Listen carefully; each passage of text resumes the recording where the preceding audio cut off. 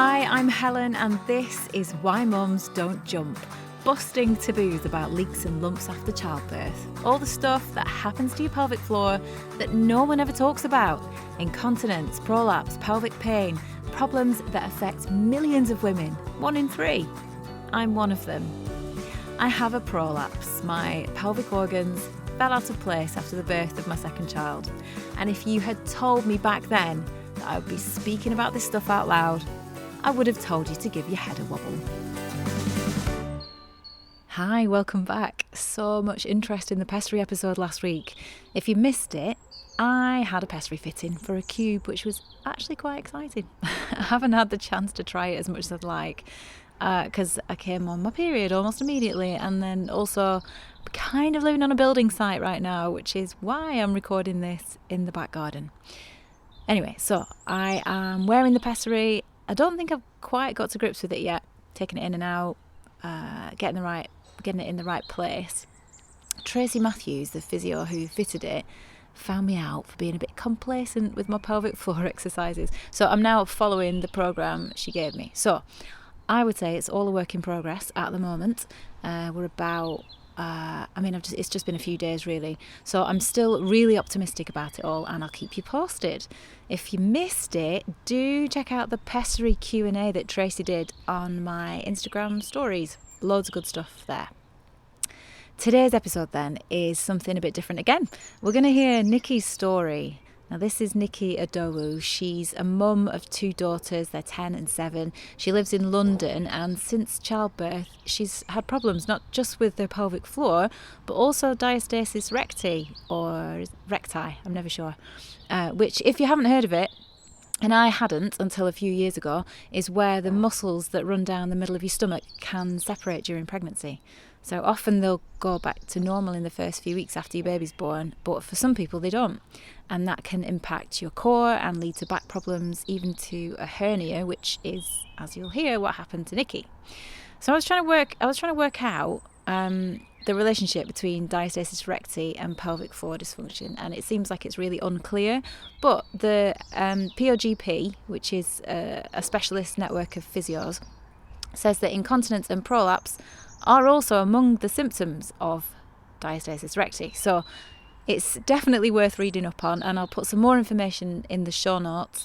And as ever, none of this is medical advice. So that's enough of me. Let's hear from Niki, whose problems began after the birth of her eldest daughter. And my pregnancy was fine. Obviously, the birth was traumatic, but, I think it is most first births are, but in terms of, nothing, there was no interventions or anything. So everything was fine. It's only when I was discharged, and the consultants do a little check of you before they discharge you and the baby, and then I remember them feeling my tummy and just explaining to me like, about the stomach, and it was all very casual and sort of, so you just think, oh, okay, like maybe no one mentioned this happens, but I'm not really surprised with all that's gone on. No, so you just think it's, that's the thing. So what we're talking about here is the diastasis recti, and which is the separation of the abdominal muscles, which exactly apparently happens, is quite common in pregnancy. It is. I know that now. Yeah, which I had never heard of. I didn't either. I've never heard of it before. Even in all the, what it's like first pregnancy, you read everything, like pregnancy books, every stage of the pregnancy, delivery, birth, going all the antenatal classes. Not one single mention, or not about the aftercare, like afterwards, like what to expect, once the baby's delivered. And so you're in hospital, you've been checked, you've been told you've got this separation. Yeah. And how was that? Did that affect you? I mean, were you feeling symptomatic from that? Or, you're just in such a haze. I felt like I'd been run over anyway after having the baby. That feeling where like I'm not even actually in my own body. Yeah. Like, whose body is this? Like, I was completely battered from the birth. So everything was just sore anyway. So I was on I was on paracetamol for about a week or so. I was on regular paracetamol, and you're just out of it anyway, to be honest. And then it was more. I didn't even have symptoms straight away, because I just remember them saying to me, when you first go to the toilet, it's going to feel like you haven't got a pelvic floor. Like, it's just going to feel really strange, like you're, going to the toilet for the first time, like doing, and and I kind of expected that, because I thought, well, So much is going on.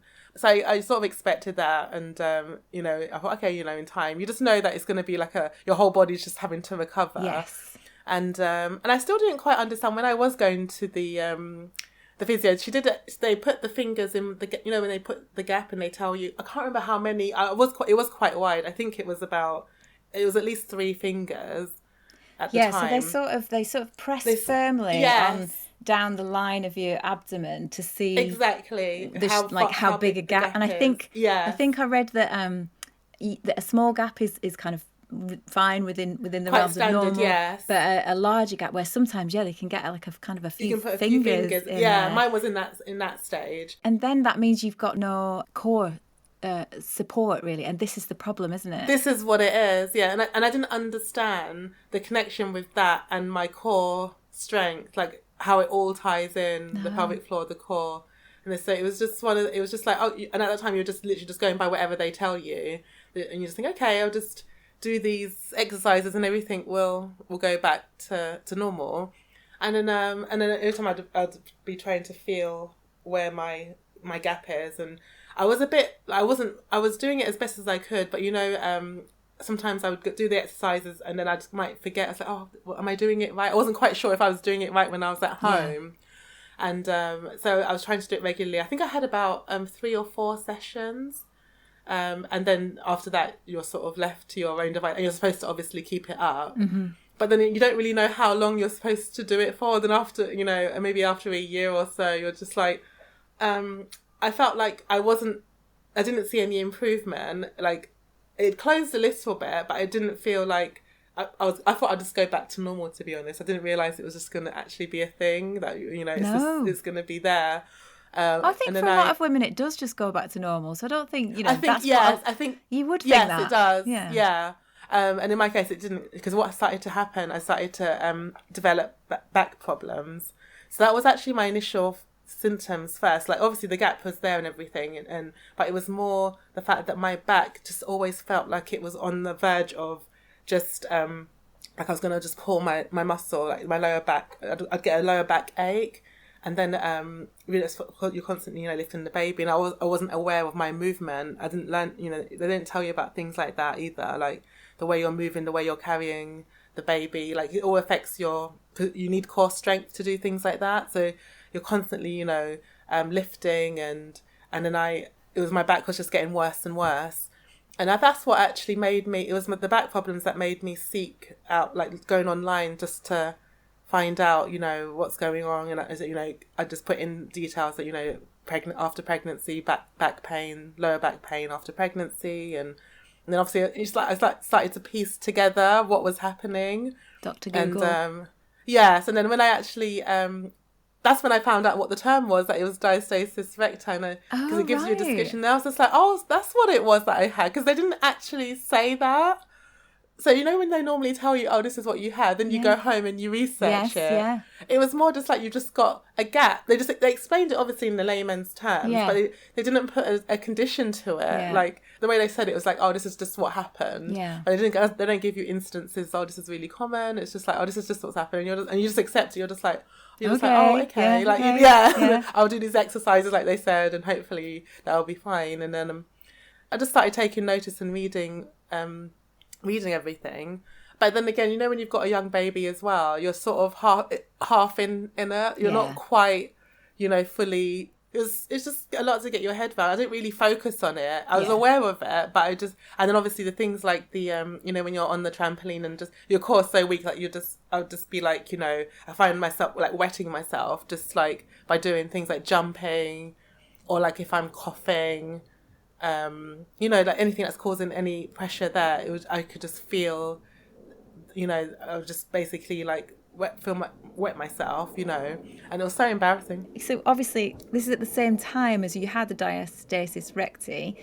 When did you realise that the incontinence was an issue as well? Well, I think it was more or less all around that, you know, that first year of like, you know, having the baby, and you're just thinking that you know, oh, your pelvic floor is weak. And I wasn't, to be honest, I wasn't doing my exercises. Like, when I remember, maybe I'm in the shower, oh, I haven't done, let me just do a few little squeezes. it wasn't. It was all very half-hearted. Yeah. You know, I think we I can don't relate think I was to that. yeah, it was just I wasn't really focusing on Yeah. it. You know, and were you and I just you thought, having to wear pads and things? Is that? yeah, I started to, like, not every day. Sometimes it's weird because sometimes it's like, I thought if I go to the trampoline, which I didn't do for a while, but like when I went to trampoline, that's when I first noticed how bad it was. Like it just literally felt like there was just no pelvic floor muscle there at all while I'm jumping. And then it was more like if I'm coughing, then I kind of started to accept it. I know it sounds really strange, but it just became, you know, it would just be, sometimes I'll just go and just change my underwear or something, like, and then I started just wearing the dailies. And then it just became, I just accepted it, that, oh, you know, when it gets better, like as it gets stronger, then it will stop, kind of thing. But I obviously wasn't doing enough to make it stop. I wasn't focusing on the exercises and stuff. And then I was just too distracted, just getting on with everything. So it wasn't, it was happening, but I wasn't thinking it was a problem. Mm-hmm. So I think on its own, I was just like, oh, you know, it might probably resolve itself. But it was more the back that was actually my main problem. So I think that overrode my feelings of the incontinence. So at what point with your back did you realise that the diastasis recti was going to be a big problem for you? Is this after your second daughter's born? Yes. Or where are we at now? So basically now, so I had on and off back problems up until after I gave birth to my second daughter, and that's when it all just, everything just basically got worse. Like I got a hernia, actually. I got the pregnancy hernia after my second pregnancy. Oh, so I think I read, because I knew that you'd said that you had an umbilical hernia. Yes, I did. Those things can be linked, right? When you haven't got the muscles there to support. Exactly, things. It's literally your inside's just sticking out, like your intestine is just coming out of the gap, because the gap is there. Then my intestines just literally poking out around my belly button. So you could just see a different shape. Above my belly button. Yeah, I've still got it. Like it's one of those things that I know I can have it removed or rectified or pushed back with surgery and stuff, but I haven't really. They said that you have to make sure you've had all your children before you do that. It's a good idea, because obviously it might just defeat the whole purpose if you have another pregnancy. So what were your back problems like? What was day-to-day life like? So what will happen is that it'll be fine for a period, and then maybe if I'm overdoing it, maybe I've just carried some heavy shopping, or I've just moved too quickly, or, you know, I think it's just that consistent, constantly carrying maybe the baby and then doing other things, like you're moving awkwardly. What will happen is that one day suddenly my back will I might bend down and do something, and suddenly it'll just go, like my back would literally just I get a shooting pain right on my back, and then that would be for about a week or so. I'm just like, you know, when you're walking, like you're just really rigid, like you can't bend. I wouldn't be able to put my socks on and things like that. And how did that affect you mentally? Like, I mean, I imagine that's very, very draining. Yeah, it was just like, oh, what's going, you actually just feel like, I felt like, you know, like my body was just falling apart. You know, you're just like, I was like, oh, Niki, you're only in your early 30s, and and you always think I'm going to be one of those people that has back problems, like, for life. And I just thought, oh gosh, I just resigned myself. It's like, oh, you've got back problems. You're just gonna, you know, I just resigned myself that, you know, that's it. Like, you know, you're always going to have these kind of problems on and off.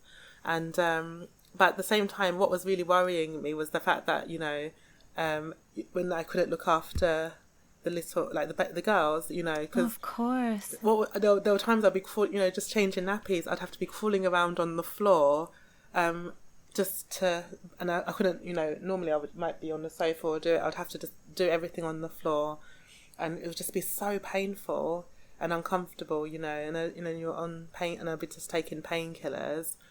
Was there kind of a low point for you, or, you know, a point at which you were just like, this is too much? Oh yeah, that was when, so I would say it was when my second daughter was 18 months. She was about 18 months old. I was, my back had been going, like it'd been really bad that particular week, and I was at work. I'd been prescribed quite strong painkillers like codeine and paracetamol, and those knock me out anyway. That makes me feel really nauseous. So I took them, and that was it was a big mistake, because that particular day, I remember for a whole hour I couldn't work. I was in the staff room, literally laid out on the floor because of the side effects of the cocodamol, and then you're in pain as well. So it was just such a strain, you know, it was really bad. And I remember getting home that particular night and lying down, and then the next morning I couldn't get out of the bed. That must be it was terrifying. like agony. It was actually, you know, this was like the worst I'd ever experienced. I even called the ambulance, because I was like, I actually can't move, like to even, and that's how it was for the whole day. I couldn't go to the toilet. I was like that until I got some anti-inflammatories. I couldn't even go to the GP. They had to send it, and then my mum had to come and stay with me for a week. That was me for a week. I was literally, in a way, it was quite good, because I got to sleep, like, I couldn't do anything. So I remember I got the most rest. That's such a mum response. That was, yeah, anyway, it was like, it was quite good that I was in agonising pain, because I got to lie down and have a rest. That was, yeah, because once the pain was controlled, it was obviously really bad, because I was looking at the reality of it. I was like, Niki, look at this, like, a whole week, you can't look after your children, you can't work.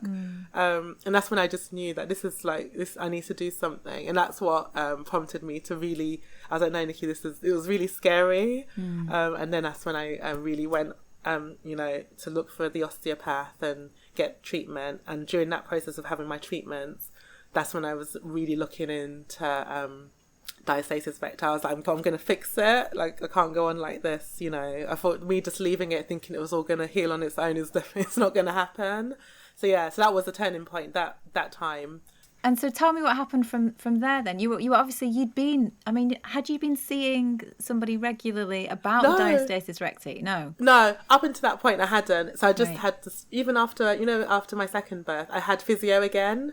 So it was obviously, they could still, I told them, you know, my experience of the diastasis recti for my first pregnancy, and obviously it's just widened more now with the second pregnancy, and now I've got the hernia on top of that. So I did the standard physio sessions that they give you in the NHS, and was doing the exercises again. It was just sort of like a repeat of before, the pelvic floor. And then my back problems were getting worse and worse. And then and when I found that the Mutu website, that was one of the first ones that described the diastasis recti and about the core strength. And in my mind, I think, oh, that makes sense. Like, you know, my core, obviously, because of the gap, my core strength is weak, and then it's causing me back problems. So this is the Mutu website. So this is a fitness program for the core and the pelvic floor, isn't it? Yes. Yeah. Exactly. Specifically for like mums that have given birth. Yeah, exactly. That have given birth. And so you came actually use it throughout pregnancy. I did. You came across the website and you were like, "That's me. I'm ready. Everything. I'm ready to do something about it." And that's what you found. And how did it go? Oh, it was great. So basically, I was seeing the osteopath, and that was good but the osteopath, it was more like treatment I was getting and then I think I had 3 different sessions, and just to align my back again, and they did manipulation, and just so I'm not walking around like lopsided, and it really helped, those osteopath sessions. But in my mind, I was thinking, no, I need to correct the problem, not just have the treatment when it's occurring. And then I went back to so obviously a year previously I'd first looked on the website. I went back this time, signed up to it's like 4 months. You sign up, and then I read all the dietary stuff as well, because I thought, well, it won't hurt to like get, because what was happening as well was that people were thinking that I was pregnant after, so my daughter was 2, and then I got it a couple of times where people asked me, congratulated me on my pregnancy, because I'm a pharmacist. Awkward. So I'll get patients. Oh my God, because I had that classic mummy tummy where you're slim everywhere else, and then you've got that, and it was like the bulge where you're, and it was because of the diastasis recti, it gives you that bulge as well. Yeah. You know, and so that was, I had that, and obviously it was obviously quite obvious that people thought I was pregnant. And it happened on 2 separate occasions. So that was another incentive. Yeah, no one likes to be told they're pregnant when they're not. Oh no, I was like, no, Niki, you can't go through the rest of your life people asking you if you're pregnant. It was so embarrassing. So that, on top of the incontinence, the back problems, I was like the classic case. I was like the case study for me too. Yeah, so I just did it. I was like, I'm going to do this thing properly. I'm going to follow everything. I'm not going to miss a single day, because you have to do it every day for 4 months. And then after that, it's like maintenance.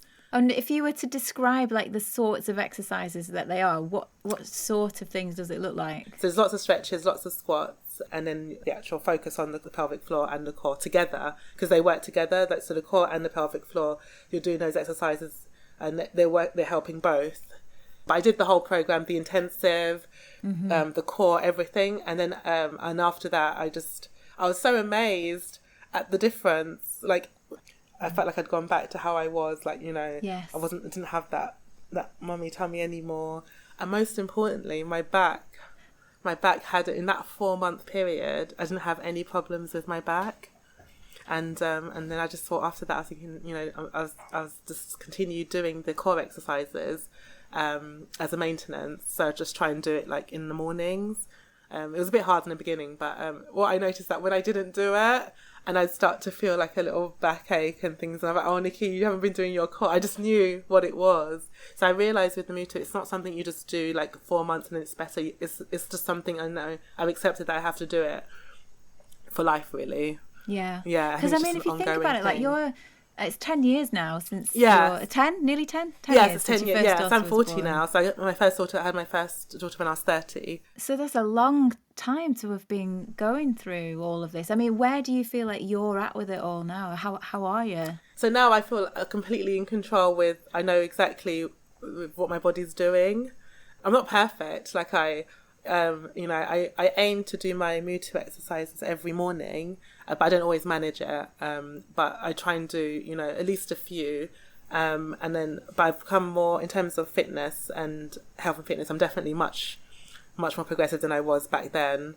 Obviously the children are older now, so you have that a bit more time, so into that, I try and do running and, but definitely the core is just so important for me, because now my back is great. Like, I'm not going to say I never have back problems, because when I do feel twinges, I know when I've been overdoing it, I might feel the slight twinge, and then maybe I'll be like, oh, you haven't really been on your core exercises that for the past couple of weeks. Then I just start it up again intensively, and it never gets to that point of where before I would just pull my back muscle and be, out of it. Like, it's so controlled now, and I feel everything's really firm, like my pelvic floor, I feel like it's, so improved. Like, I don't get that, like, if I'm coughing and, jumping on the trampoline, I do find that I still, not as bad as before. Do you jump on the trampoline a lot, Niki? You have a lot of trampoline stories. You know what it is? It's like all these kids, these parties, and we've got a trampoline in the garden, which when we first got it, I did used to do a bit, but then not so much now. But the kids' little activities in the half time, I don't want to go trampoline, especially my older daughter, she loves it. So then before I used to kind of go in with them when they were much smaller, but now that they're big, they can just go in themselves. I'm just standing by the sideline. So not so much trampolining like before, when you actually have to do it with them. But you were saying basically, so your pelvic floor has also obviously improved through doing Oh, definitely. and you notice it, like, obviously, like, with your sex life as well, because it's all important as well, because, in the beginning you feel like it's just like, oh, what's happened? Like, you can't, so different. The sensation is different. But then I noticed when you do the pelvic floor regularly, you can actually go back to how you were before. And I didn't understand that then until I did the Mutu. And I noticed the complete difference sexually that compared to before. This is such a positive story. I'm so pleased for you. I mean, I know it's taken a long time and you've been through a lot, but it really seems like you've come out the other side.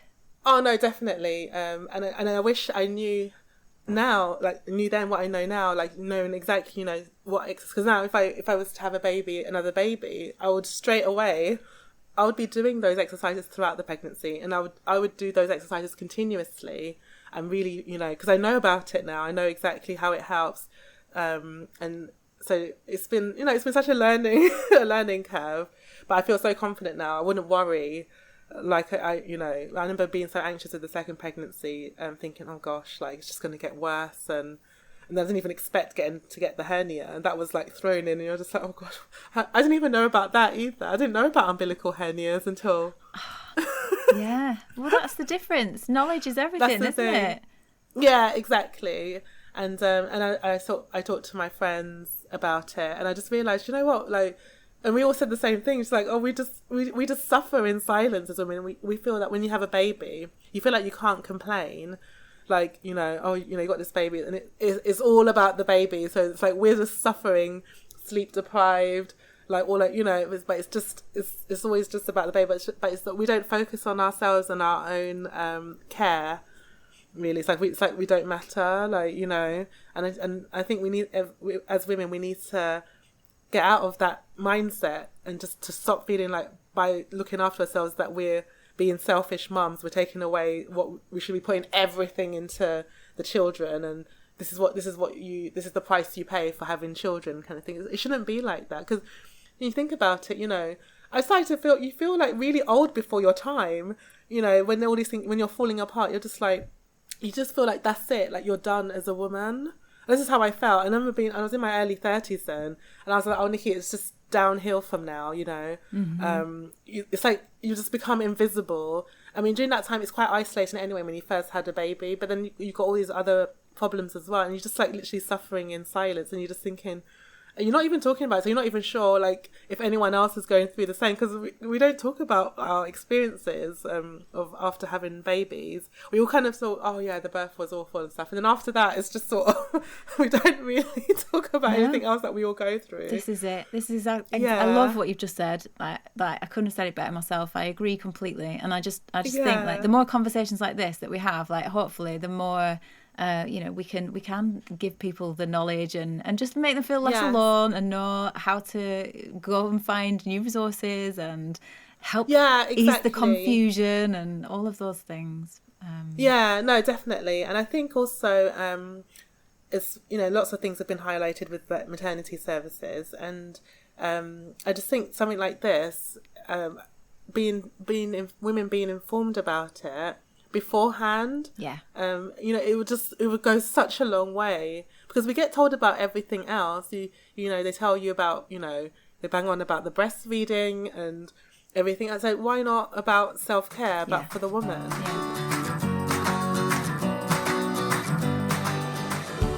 Yes, and 100% yes. We can do so much better on postpartum care, and if we as women have access to the right information and support, then we can do so much for ourselves. Niki is testament to that, and she's obviously a huge advocate of Mutu, which I'll link in the show notes. For openness, this is not an ad. She's not paid by them, and neither am I. I'll be back next week. In the meantime, get involved, tell me what you think, spread the word, tell a friend, or spam a WhatsApp group, put an advert on the side of a bus. You can support the podcast at buymeacoffee.com/whymumsdon'tjump, and it can be completely anonymous if you prefer. Thanks to everyone who's done that. And you can find me on social at whymumsdon'tjump or online at whymumsdon'tjump.com. Bye for now.